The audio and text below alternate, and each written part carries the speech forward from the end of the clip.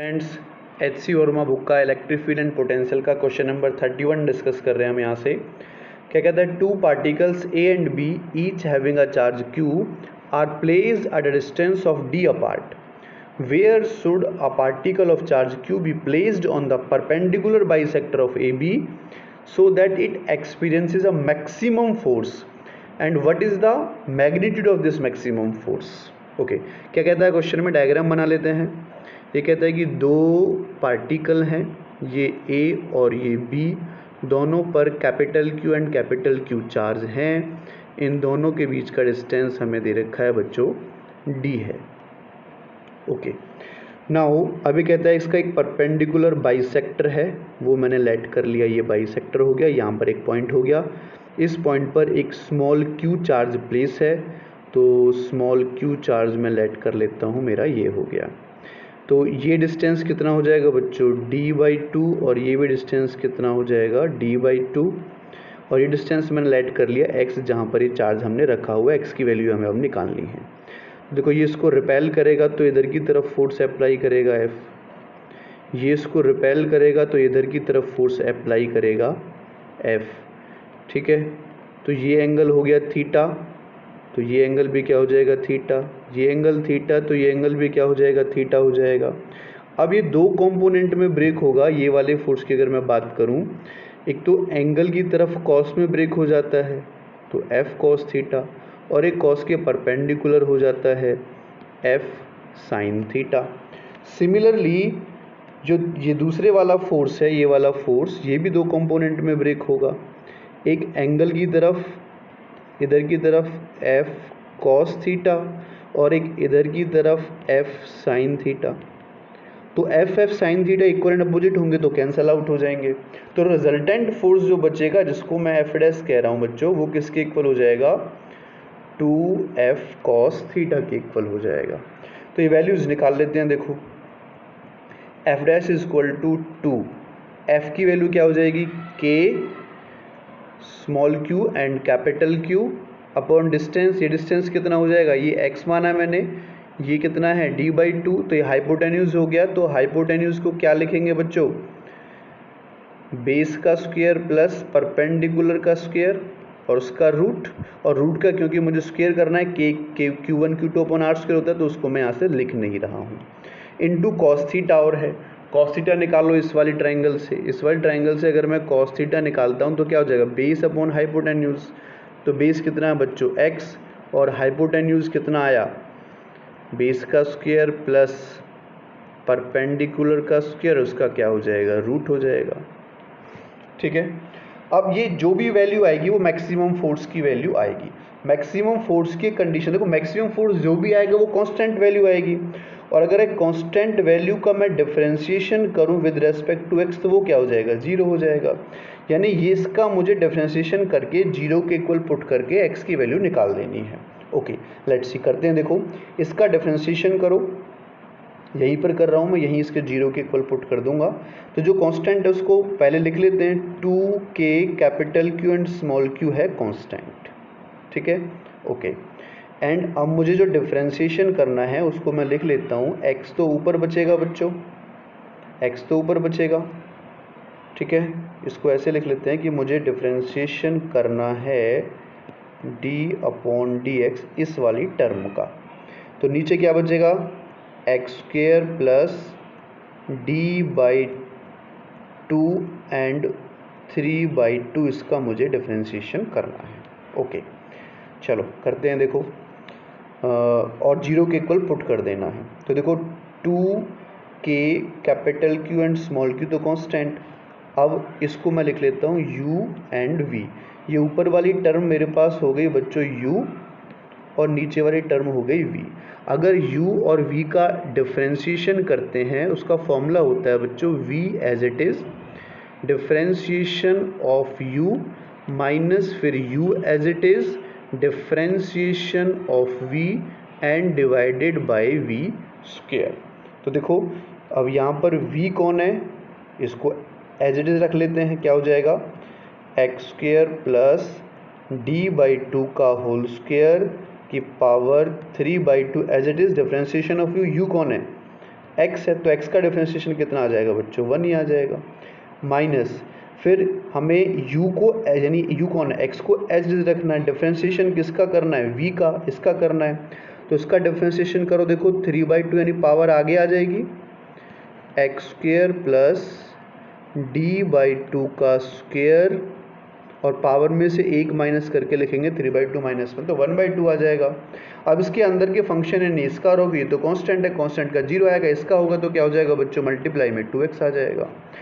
And divided by में क्या है बच्चों, डिवाइडेड बाई में क्या है, v का स्क्वायर, तो इसका स्क्वायर पुट कर लो, x² प्लस d/2 का स्क्वायर एंड 3/2, और इक्वल किसके पुट करना है, 0 के इक्वल पुट करना है। तो देखो ये वाली टर्म 0 में चली जाएगी और ये वाली टर्म भी 0 में चली जाएगी, तो बची कौन सी टर्म बच्चों, वो लिख लेते हैं x² प्लस d/2 का स्क्वायर और 3/2, ये वाली टर्म बची, और इसको दूसरी तरफ ले जाते हैं तो क्या हो जाएगा 2x इंटू एक्स, तो क्या हो जाएगा बच्चों यहाँ से 2x² इंटू 3/2 और x² प्लस d/2 का स्क्वायर 1/2, ये बचा। इस वाले 2 से ये वाला 2 कट जाएगा, और देखो ये इसके डिवाइड में आएगा इधर, तो 1/2 से पावर कितनी हो जाएगी, 1 बचेगी। तो यहाँ से x² प्लस d²/4 में, चलो इसको लिख लेता हूँ, या 2 ही रहने देते हैं, d टोटल का स्क्वायर कर लेते हैं, इज इक्वल टू इधर कितना बचा, 3x² बचा, इसको भी दूसरी तरफ ले जाते हैं तो कितना हो जाएगा बच्चों, 2x² is equal to d/2 का, सॉरी d/2 का होल स्क्वायर,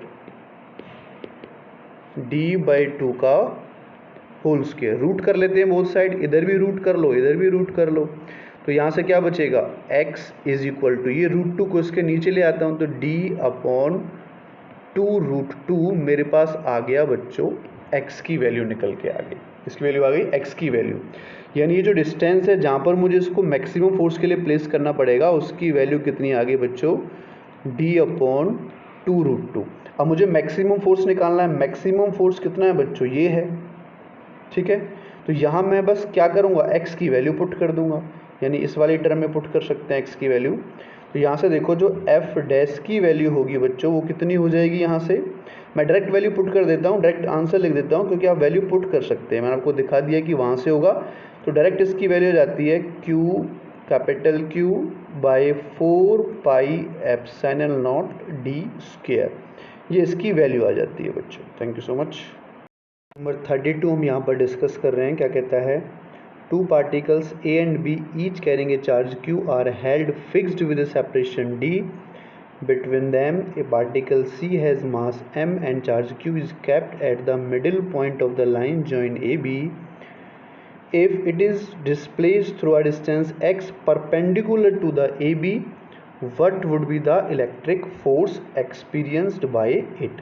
क्या कह रहा है ये कि ये हमारे पास A है और ये B है, दोनों पर कैपिटल Q चार्ज है, दोनों के बीच का डिस्टेंस है d, यहाँ से एक चार्ज को हमने x डिस्प्लेस किया। तो अभी हमने क्वेश्चन नंबर 31 में इसके फोर्स की वैल्यू निकाली थी, कितनी आई थी, 2 × KQ small q into x। अभी चेक कर लेते हैं एक बार और, ऊपर की तरफ देखो, क्वेश्चन नंबर 31 में हमने ये फोर्स निकाला था, तो 2KQQX और ये इसकी पावर 1, इसकी पावर 1/2, तो क्या बच जाएगा बच्चों, ये x² प्लस d/2 का स्क्वायर और पावर हो जाएगी बच्चों 3/2। इसको चाहें तो हम थोड़ा सा आगे सॉल्व कर सकते हैं, क्योंकि आंसर हमें अगर मैच करना है तो हम सॉल्व कर सकते हैं। k की वैल्यू पुट कर सकते हैं, k की वैल्यू क्या हो जाएगी बच्चों, 1/4πε0, तो 2 से 4 कट जाएगा, तो ये जो ऊपर बचेगा वो बच जाएगा capital Q small q x divided by 2πε0 और ब्रैकेट में x² प्लस d/2 का स्क्वायर आ जाएगा। ठीक है बच्चों, और इसकी पावर कितनी है 3/2। ये मेरे पास फोर्स की वैल्यू आ गई जो इसने पूछी थी, आंसर से मैच कर रहा है। ये इसका ए पार्ट हो गया। अब बच्चों बी पार्ट में क्या कह रहा है, assuming x is smaller than d so that force is proportional to x। देखो इफ x जो होगा वो स्मॉलर देन d होगा तो एक्स स्क्वायर उससे भी छोटा हो जाएगा, तो क्या करेंगे एक्स स्क्वायर को नेग्लेक्ट कर देंगे। तो जब यहाँ से एक्स स्क्वायर को नेग्लेक्ट करेंगे तो फोर्स की वैल्यू क्या बचेगी बच्चों ऊपर, q small q x upon 2πε0। तो यहाँ से ओनली ये बचेगा d/2 का, इस 2 से 2 कट जाएगा, जब x हटा देंगे तो क्या हो जाएगा क्यूब हो जाएगा। और यहाँ से हम देख सकते हैं f is directly proportional to आ गया x के। ये हमारे पास b पार्ट हो गया। अब हम डिस्कस कर लेते हैं बच्चों c पार्ट। कहता है under what conditions will the particle C execute simple harmonic motion if it is released after small displacement? Find the time period of the oscillation if these conditions are satisfied. अब यहाँ से charge particle को छोड़ा तो देखो ये अपनी तरफ खींचेगा, ये अपनी या रिपेल करेगा, तो ये ऐसे ऐसे ऑसिलेट करेगा, तो उसका टाइम पीरियड हमें यहाँ पर बताना है। और किन कंडीशंस में करेगा, किन कंडीशंस में आएगा कि जब ये वाला फोर्स रीस्टोरिंग फोर्स के इक्वल अगर हो जाता है। तो रीस्टोरिंग फोर्स क्या होता है हमारे पास, हम कह सकते हैं electrostatic force is equal to restoring force. Restoring force होता है के एक्स के इक्वल, और के की वैल्यू होती है m⍵²a। यानी इस कंडीशन में जब इलेक्ट्रोस्टैटिक फोर्स इसके इक्वल हो जाएगा। चलो वैल्यूज पुट कर लेते हैं, यहाँ से हम टाइम पीरियड निकाल लेते हैं। तो इससे तो मैच कर ही रहा है ये, तो कंडीशन तो सेटिस्फाई हो गई। ओमेगा की वैल्यू क्या होती है बच्चों 2π/t, और उसका क्या हो जाएगा स्क्वायर, ठीक है। और इनटू में x है, यहाँ इसकी वैल्यू पुट कर लेते हैं, capital Q small q x upon 2πε0 d³/8। तो देखो x से x कैंसल आउट हो जाएगा, और ये कितनी बार जाएगा 4 टाइम्स जाएगा। तो यहाँ पर मैं लिख सकता हूँ, ये m को मैं नीचे ले जाता हूँ तो कितना हो जाएगा उधर देखो 2π²/t² इज इक्वल टू, ऊपर बचा कैपिटल Q स्मॉल q, नीचे m भी आ गया तो πm∈0। ये वाला 4 ऊपर चला जाएगा तो इस 4 को मैं ऊपर ले गया, एंड यहाँ बच गया मेरे पास d³। तो देखो इस वाले 4 से वाला 4 कट जाएगा, मुझे चाहिए t की वैल्यू, तो t क्रॉस मल्टीप्लिकेशन से t को मैं इधर ले जाता हूँ। तो क्या हो जाएगा बच्चों t² इज इक्वल टू, ये सारे क्रॉस मल्टीप्लिकेशन से इधर आ जाएंगे तो m π³ d³, और ये इसके नीचे आ जाएंगे ये वाले capital Q and small q। क्योंकि मुझे t चाहिए तो t के लिए दूसरी तरफ क्या लग जाएगा, रूट लग जाएगा या पावर लग जाएगी। तो क्या हो जाएगा m π³ d³ upon capital Q small q की पावर 1/2। ये मेरे पास इसका टाइम पीरियड निकल कर आ गया। 23 हम यहाँ पर डिस्कस कर रहे हैं। क्या कहता है क्वेश्चन में, repeat the previous problem if the particle c is displaced through a distance x along the line AB। तो प्रीवियस प्रॉब्लम चलो देख लेते हैं। प्रीवियस प्रॉब्लम में क्या कह रहा था, ये कह रहा था कि दो पार्टिकल हैं A और B जिनके पर Q चार्ज है और एक D सेपरेशन पर वो रखे हुए हैं। एक C पार्टिकल जिस पर मास और चार्ज Q है उनके बीच में रखते हैं। तो अगर उसको हम डिस्प्लेस करते हैं परपेंडिकुलरली तो इलेक्ट्रिक फोर्स कितना है। तो पहले फर्स्ट पॉइंट हम कैलकुलेट कर लेते हैं, लेकिन इसमें कह रहा है कि वहाँ पर हमने परपेंडिकुलर किया, यहाँ पर हमें अलोंग द लाइन करना है। तो देखो मैं लेट कर लेता हूँ बच्चों कि ये मेरे पास वो पॉइंट हो गया, ये A पॉइंट, ये B पॉइंट, यहाँ पर कैपिटल Q चार्ज, यहाँ पर कैपिटल Q चार्ज। तो इसके बीच में वो चार्ज था M and Q small q। अब इसको डिस्प्लेस कर दिया, मान लेते हैं x, तो यहाँ पर पहुँच जाएगा इस P पॉइंट पर। तो पहले जो इनके बीच का डिस्टेंस था यहाँ से यहाँ तक था बच्चों D। तो अब ये डिस्टेंस यहाँ से यहाँ तक कितना हो जाएगा, ये डिस्टेंस d/2, यहाँ तक निकालेंगे तो d/2 प्लस x। और ये डिस्टेंस कितना हो जाएगा यहाँ से यहाँ तक, ये वाला डिस्टेंस ये निकाला जाए तो ये कितना था यहाँ से यहाँ तक, टोटल की बात करूँ तो d/2 यहाँ से यहाँ तक था, तो ये कितना रह जाएगा बच्चों, d/2 माइनस एक्स। तो ये डिस्टेंस टोटल हो गया d/2 प्लस एक्स और ये हो गया d/2 माइनस के एक्स।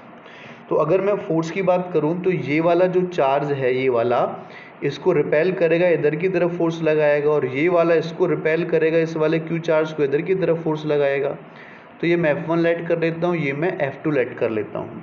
तो अगर मैं यहाँ से नेट फोर्स निकालूँ, ठीक है, तो वो किसके इक्वल हो जाएगा बच्चों, F1 माइनस के F2 के इक्वल हो जाएगा। ठीक है, तो F1 की वैल्यू देखो, F1 की वैल्यू अगर मैं निकालूं तो F1 इसकी वजह से है, तो क्या फॉर्मूला हो जाएगा, K Q1 Q2 upon distance का स्क्वायर। डिस्टेंस कितना है हमारे पास, d/2 माइनस एक्स का स्क्वायर, एंड माइनस F2 कौन है, इसकी वजह से ये वाला। तो क्या हो जाएगा, K Q अपॉन डिस्टेंस कितना है यहाँ से यहाँ तक का, d/2 और प्लस x। तो क्या कर देंगे, d/2 प्लस एक्स का क्या हो जाएगा बच्चों, स्क्वायर हो जाएगा। तो देखो F इक्वल टू के की वैल्यू में साथ साथ पुट कर लेता हूँ, 4 पाई एप्सिलॉन नॉट। पहले इसका ए पार्ट कर रहे हैं, ए पार्ट में इलेक्ट्रिक फोर्स पूछा है हमसे। तो यहाँ से देखो, इसमें से और इसमें से एलसीएम ले लेते हैं, तो d²/2 माइनस के एक्स स्क्वायर का होल स्क्वायर, इन दोनों का एलसीएम बनेगा। तो इससे ये मेरे पास यहाँ बच जाएगा d/2 प्लस एक्स का स्क्वायर, और यहाँ बच जाएगा d/2 माइनस एक्स का होल स्क्वायर। इसको ओपन कर लेते हैं, तो क्या होगा देखो, F equal to QQ/4 pi epsilon naught d/2 का स्क्वायर, तो d/4 प्लस यानी a square plus b square plus 2ab and minus, ऐसे इसका फॉर्मूला हो जाएगा a square plus b square minus के 2ab, और इसके जो डिवाइड में है वो है मेरे पास d/2 का स्क्वायर माइनस के एक्स स्क्वायर का होल स्क्वायर। तो देखो यहाँ से क्या बचेगा, F is equal to KQ/4 pi epsilon naught. ये माइनस अंदर जाएगा तो ये माइनस और ये प्लस हो जाएगा, तो इन दोनों से ये दोनों कैंसिल आउट, 2 से 2 कैंसिल आउट, 2 से 2, यहाँ से xd बचेगा, यहाँ से xd बचेगा। तो ऊपर कितना हो गया बच्चों, 2xd के इक्वल हो गया, और नीचे क्या हो जाएगा, d/2 का स्क्वायर माइनस एक्स स्क्वायर का होल स्क्वायर। ठीक है, तो ये मेरे पास फोर्स निकल कर आ गया। फर्स्ट पार्ट मेरे पास यहाँ से इसका कंप्लीट हो गया। सेकंड पार्ट में क्या पूछ रहा है, देखो क्वेश्चन हम देख लेते हैं। Assuming x is smaller than d so that force is proportional to x। Okay, अगर x स्मॉलर देन d हो जाता है तो x स्क्वायर तो बहुत स्मॉल हो जाएगा, तो x स्क्वायर को क्या कर देंगे बच्चों, हम नेगलेक्ट कर देंगे। तो x स्क्वायर को नेगलेक्ट करने के बाद जो मेरे पास फोर्स बचेगा वो कितना बचेगा, देखो Q इस वाले 2 से इसको मैं कट कर सकता हूँ, तो क्या हो जाएगा यहाँ से बच्चों, 2 पाई एप्सिलॉन नॉट, और यहाँ से मैं d ऊपर लिखा रहने देता हूँ, x को मैं बाद में लिख लेता हूँ। ठीक है, d एंड x को मैं इस टाइप से लिख लेता हूँ। तो ये चला ही गया, एक कौन बचा, d स्क्वायर। अच्छा, इसका भी क्या बच्चों, होल स्क्वायर जो लिखना रह गया है, अच्छा यहाँ पर लिखा हुआ है, ठीक है, ठीक लिखा हुआ है यहाँ पर। तो ये स्क्वायर ये तो हट ही गया, तो इसका स्क्वायर करेंगे तो क्या हो जाएगा बच्चों, d4 बाई कितना हो जाएगा बच्चों, d स्क्वायर का होल स्क्वायर, और ऐसे d4 जा 16 आ जाएगा यहाँ से हमारे पास ये। तो ये यहाँ से कितना आ गया, 16 आ गया। ओके, 2 से कितनी बार कट जाएगा बच्चों, 8 बार। तो यहाँ से जो फोर्स की वैल्यू आएगी वो कितनी हो गई, Q। अच्छा, इस वाले d से इस वाले d को भी काट लो, तो ये मेरे पास d ये भी चला जाएगा, केवल क्या बचेगा यहाँ पर x बचेगा, और नीचे क्या बच जाएगा, पाई एप्सिलॉन नॉट d³। ये 8 ऊपर चला जाएगा, तो इस 8 को मैं यहाँ लिख लेता हूँ। तो देखो सेकंड में कह रहा था कि प्रोपोर्शनल आना चाहिए, तो यहाँ से हम देख सकते हैं कि एफ प्रोपोर्शनल टू किसके आ गया, एक्स के आ गया। अब इसके थर्ड पार्ट की तरफ चल लेते हैं। थर्ड पार्ट, तो थर्ड पार्ट में ये क्या पूछ रहा था बच्चों, टाइम पीरियड, है ना, time period of oscillation if these conditions are satisfied. तो ये कंडीशन तो सेटिस्फाई हो ही गई। अब हमें टाइम पीरियड चाहिए, तो टाइम पीरियड के लिए जो इलेक्ट्रोस्टैटिक फोर्स अभी हमने निकाला, ये वाला फोर्स, ये रीस्टोरिंग फोर्स के इक्वल होना चाहिए। ठीक है, तो इलेक्ट्रोस्टैटिक फोर्स की वैल्यू क्या है हमारे पास, 8Q divided by pi epsilon naught D cube. Restoring force का फॉर्मूला क्या हो जाएगा, kx, के की वैल्यू क्या होती है, m omega square into x. तो ये मेरे पास कैंसल आउट हो जाएगा, x से x कट जाएगा। तो यहाँ से ओमेगा की वैल्यू अगर मैं निकालूँ तो ओमेगा कितना होता है बच्चों, 2π/t का होल स्क्वायर हो जाएगा।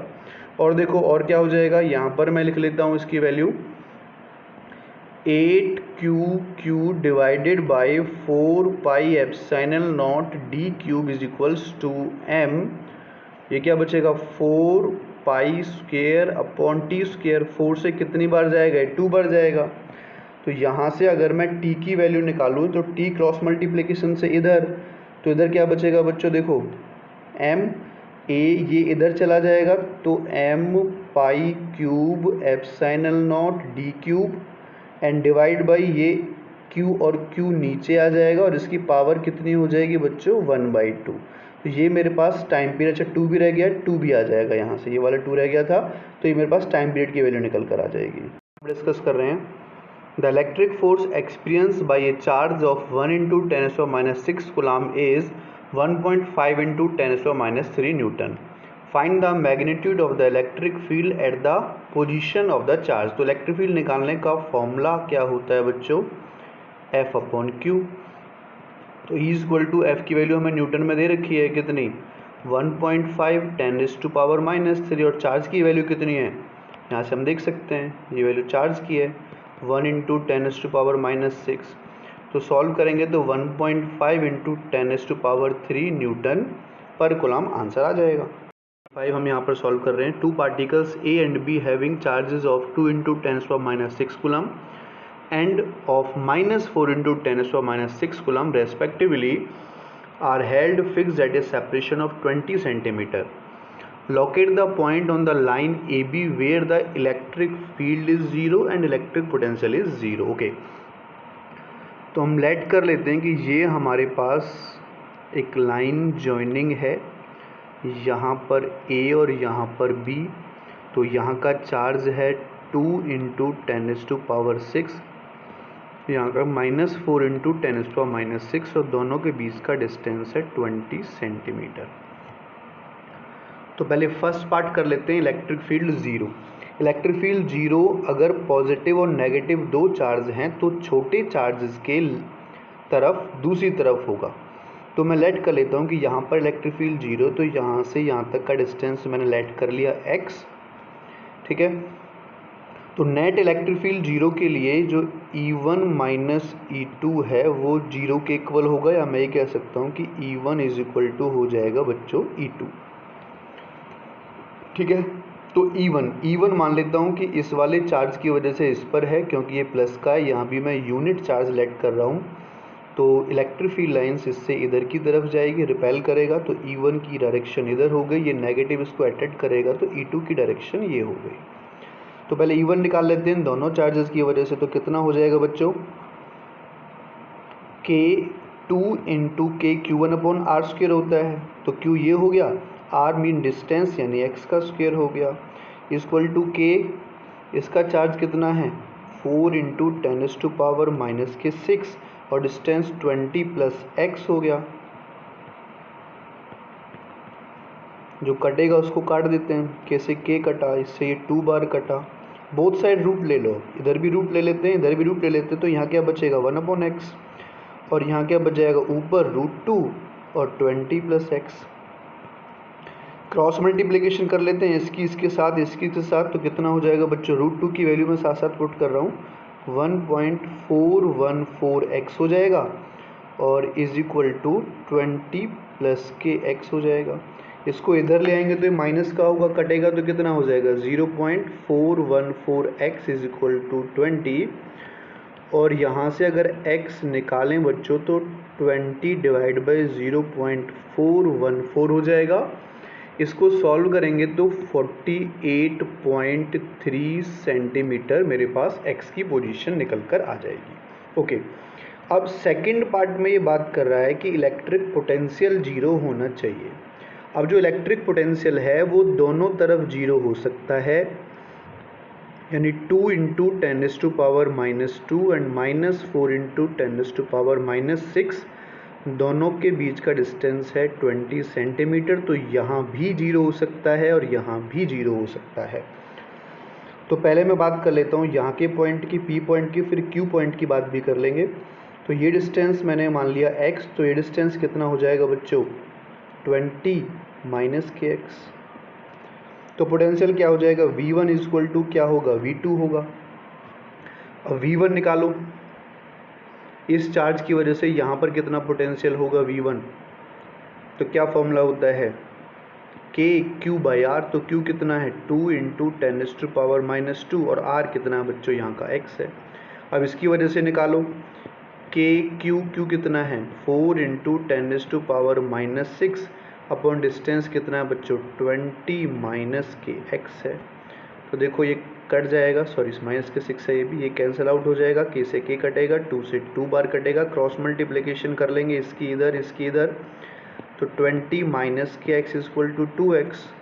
और यहाँ से ये इधर जाएगा तो 3x इक्वल टू 20 और x निकालेंगे तो 20/3 सेंटीमीटर तो आ गया इधर। सिमिलरली यही चीज़ मैं Q पॉइंट के लिए भी कर सकता हूँ। तो Q पॉइंट के लिए मैं अलग डायग्राम बना लेता हूँ, -4 इंटू 10⁻⁻6, ये हो गया 2 इंटू 10⁻⁻2 और ये हो गया Q। ठीक है, तो यहाँ पर पहले मैं V1 इसकी वजह से निकाल लेता हूँ, फिर इसकी वजह से V2 निकाल लूँगा और दोनों को इक्वल पुट कर लेता हूँ। तो अगेन देखो V1 equal to V2 put करना है। ये डिस्टेंस यहाँ से यहाँ तक का कितना है बच्चों 20 सेंटीमीटर।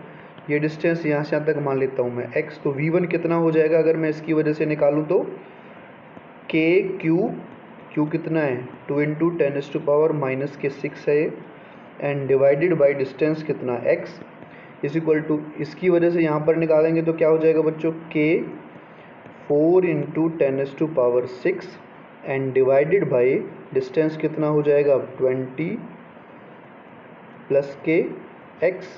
तो फिर से देखो ये कैंसिल आउट हो जाएंगे, 2 से 2 टाइम्स, फिर से क्रॉस मल्टीप्लिकेशन, तो 20 plus x is equal to 2x। अब ये इधर जाएगा तो माइनस का हो जाएगा, x is equal to 20 centimetre आ जाएगा आंसर।